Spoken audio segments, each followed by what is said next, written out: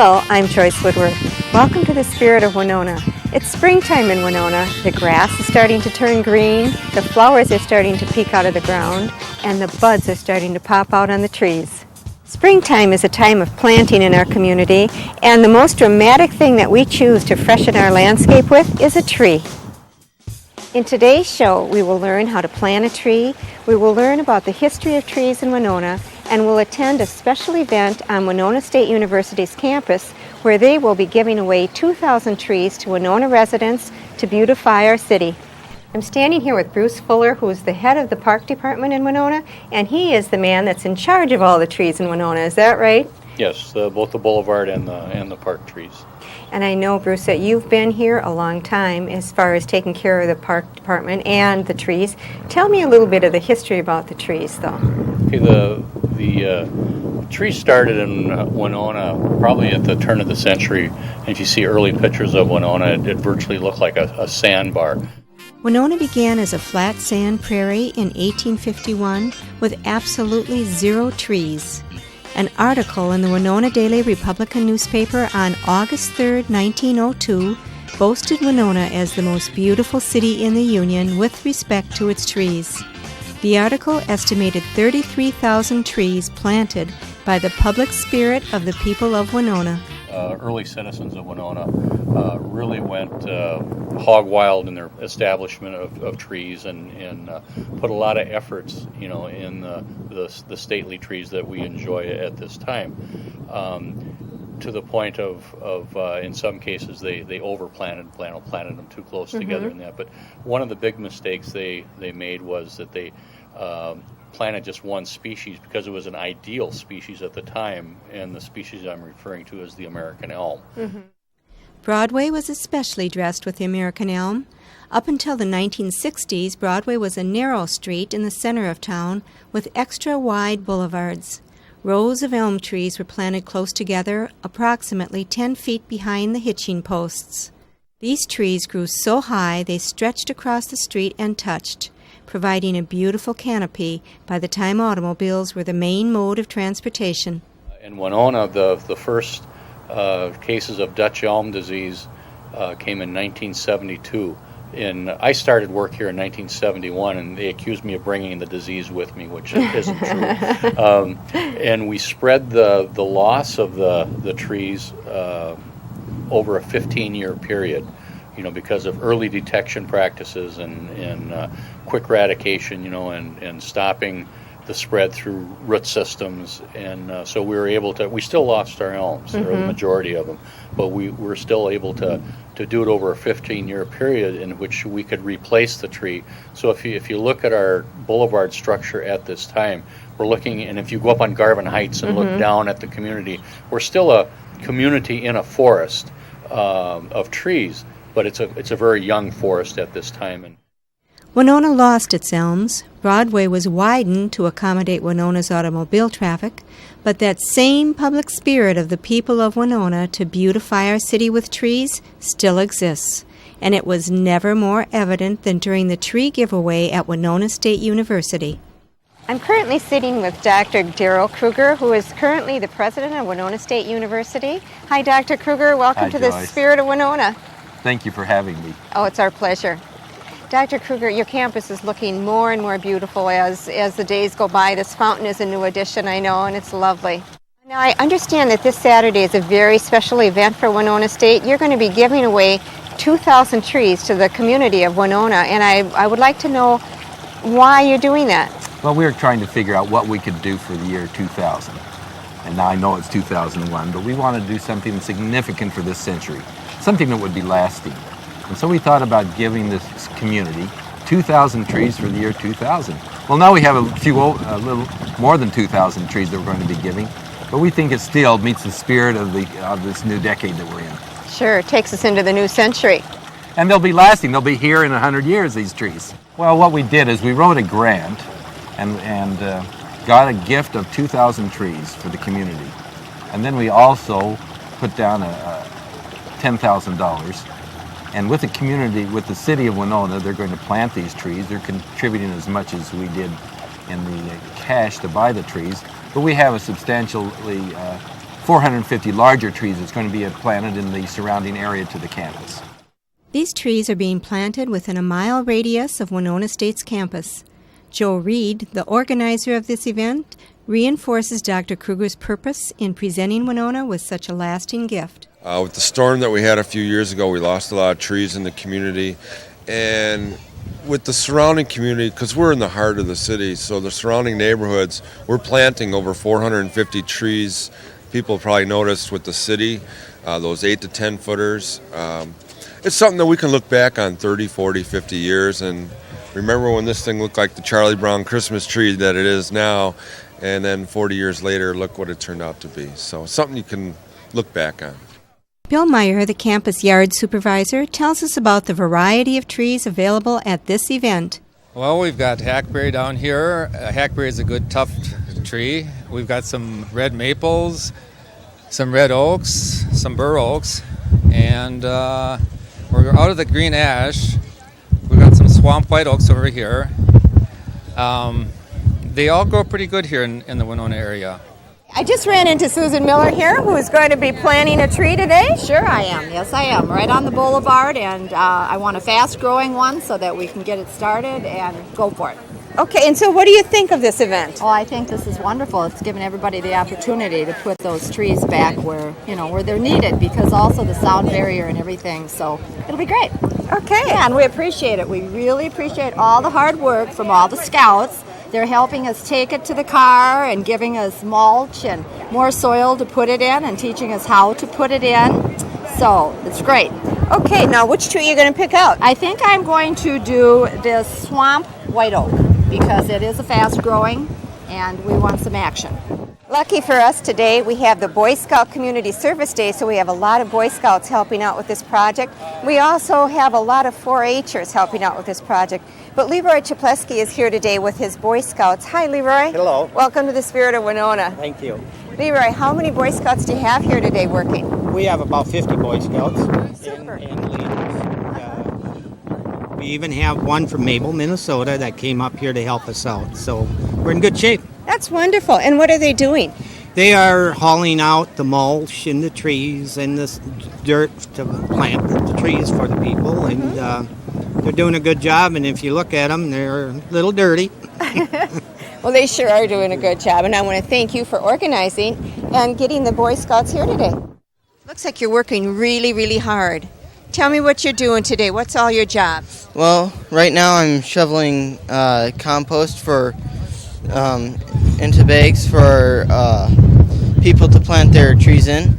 And earlier I was helping people carry their trees to their cars. We're helping carrying the trees out to people's cars and filling bags with mulch and dirt. Super. Tell me what troop you're from. I'm from Troop 13 of Winona. These are some 4-H'ers that are helping out today. It's awful nice of you guys to do this. Thanks. Thank you. So tell me about what exactly are you doing here today? Well, unlike the Boy Scouts who have community service days, we do community service projects throughout the year whenever they come around, and we're just helping out around here. So what do they have you doing? We're doing various jobs from helping carry trees to bagging soil and mulch and just everything. I'd like to introduce Carolyn Dinkfelter, who is a master gardener in Winona. Hi, Carolyn. Hi there, Joyce. Welcome to the Spirit of Winona. Oh, thank you. Carolyn, tell me now, is it easy to plant a tree? There's just a few basic steps, and it's good for the rest of the life of the trees. Great. Tell me, how easy is it to plant a tree? What exactly do you have to do to plant a tree? To plant a tree, you need to first dig the hole at the proper depth and the width, according to the size of your tree. How fast is this tree going to grow? This tree, at this stage, these are excellent stages to be planting oaks. This happens to be a red bur oak tree, and oaks grow very fast in their younger stages, a foot and a half a year. I prepared somewhat of a hole here, but the most important thing before we actually start to plant the tree is we're going to take this out of the pot and find exactly where the tree depth is. You want to be careful so you don't disrupt the root system too much. But we're going to search for the first main root system. Oh, okay. Because these trees have been potted too deep in the pot. And that's why we have so many wind-blown trees down in big storms in the summertime, because they've been planted too deep. So we're just gently coming till we find that first major root system. And we're going to have a much taller tree than what we thought. So there's some, these are called root stems, and they're not a major root system yet because they've been in this moist ground too long, so the main stem is still going to sprout these fine little roots. So actually, we're down to here before we find our first major root. And there we go. This tree happened to be not much. Okay, so actually, You need a little bit more dirt? this hole has become too deep. So we're going to, yeah, thank you. How's that? Yeah. You want a nice firm bottom. You don't ever want to dig too deep because you want that firm bottom. So we're going to put that gently right there. Okay. Everyone's getting a bag of compost today. Oh, super. And with this compost, you actually just take it and just mix it with the rest of your soil that you dug up. Mix it up in the whole pile. And then you just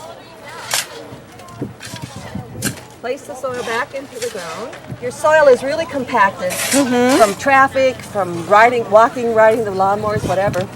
And you want to make sure that these new roots have loose soil so that they can spread their roots back out into the soil quickly. And so then, after you put your soil back around, everyone also today has received a bag of mulch. So at this point, you can take your garden hose and let it soak on the tree and water it in really well. And then we're going to take a mulch. And your mulch, you want it to be 4 inches deep about. Okay. And you never put the mulch up to the trunk of the tree. You keep a good air space there. That's to keep the good air circulation, decrease on diseases. What does the mulch do for the tree? Now the mulch does a multiple of things. It keeps the soil from drying out, so that in watering we conserve the moisture that we do put in. It keeps lawnmowers, weed whackers, that sort of thing, away from the trunk of the tree. Not only scars, but also bumps can injure the trunk of a tree and stunt its growth. And then also keeps the grass competition away from the trees. Okay. Beautiful. And then that's it? And that's it. And then after that, you really have to water the trees. It's an incredible amount of water that trees need when they're first planted. But after that, you keep it mulched. You'll have to reapply your mulch every couple years and water it, especially during drought season. I like to see a variety of trees in the city, in anybody's yard, so that if a disease ever strikes one species, you don't lose the entire population of trees. If someone wanted to come and just look around at a good variety of trees, where would they go? As far as diversity, or actually Lake Park would be an excellent place to start as far as seeing some unique species like Kentucky coffee tree or ginkgo's trees, or some of the flowering cherries or flowering pears or ironwood or hawthorn or some varieties that you normally wouldn't see. And what a person should do when they look at a tree is not look at it when it's a very small tree, but look at the tree, what it's going to look like at maturity, because that's what you're going to eventually end up with. And the big mistake, one of the big mistakes people do is they plant the cute little spruce tree 3 feet from the foundation of their home, and in 20 years the tree is growing into the eaves, and it's not framing the house properly. So you have to look at the tree at maturity. So Lake Park would be an excellent place. Another excellent place to look at the number of varieties of trees would be Woodlawn Cemetery is another excellent place to view some of the trees that do well in southeastern Minnesota. Woodlawn Cemetery has the oldest and largest variety of trees in Winona. The drive through the cemetery on the narrow, windy road gives us a peaceful, serene view of nearly every type of tree that will grow in this part of our country. Cedars are planted in abundance and offer a great deal of shade and interesting shadows. Many types of conifers add dimension to the hilly landscape and sprinkle down sunshine onto our loved ones. Winona's landmarks can be seen between the branches. The giant oaks with their gnarly arms are awesome on a cloudy day and beautiful in the fall. The beloved sugar maple grows here on the hillside. Sugar maple does very good in a loamy soil, and so you see very few mature sugar maples here in town, as much as people love them, because they don't do well because of our sandy soil, which is very highly leaching. So sugar maples don't do well here in town, but if you live out in one of the outlying areas that have richer soil, or if you're willing to periodically root feed the tree to make sure it has the proper nutriments, then you could enjoy a sugar maple here in town. The trees that have the highest maintenance would be like cottonwood, silver maple, which another one would be green ash, and people plant these trees in areas where they don't have any trees at all, and they plant them because within 5 years you would have an instant shade tree. But in 10 years, because they grow so fast, they produce a very weak wood, and they're very susceptible to storm damage. Bruce, tell me, how many trees do you lose a year to storms? It would depend on the storm. The storm we had back in 1997, we lost over 800 trees. On an average year, be it storms or be it physiological problems with the tree, because of heart rot or the roots being cut for sidewalk, and I call these physical problems with trees, we probably lose about 300 trees a year. What if you want to plant a tree that's very low maintenance but yet is tall and stately and shady? What would you suggest? Okay, that's one of the big questions I get, is people say, what would be the perfect tree for my yard? And my answer to that is look at the planting location, and let the planting location dictate what type of tree would be suited for that spot. My philosophy is you can't wait to plant a tree. Every day that you wait, the tree won't be growing. So we're planting as many trees as we can and continue to beautify our campus. I invite everybody to come down and see what a beautiful garden we have down here. In a month or so, the flowers will be out and it will be unimaginably beautiful. Winona is blessed with a special beauty. The sand prairie that it once was has been painted over with a forest of trees, which are a product of the public spirit of the people of this city. This has been Joyce Woodworth. Please join me again next week. Till then, enjoy the spirit of Winona.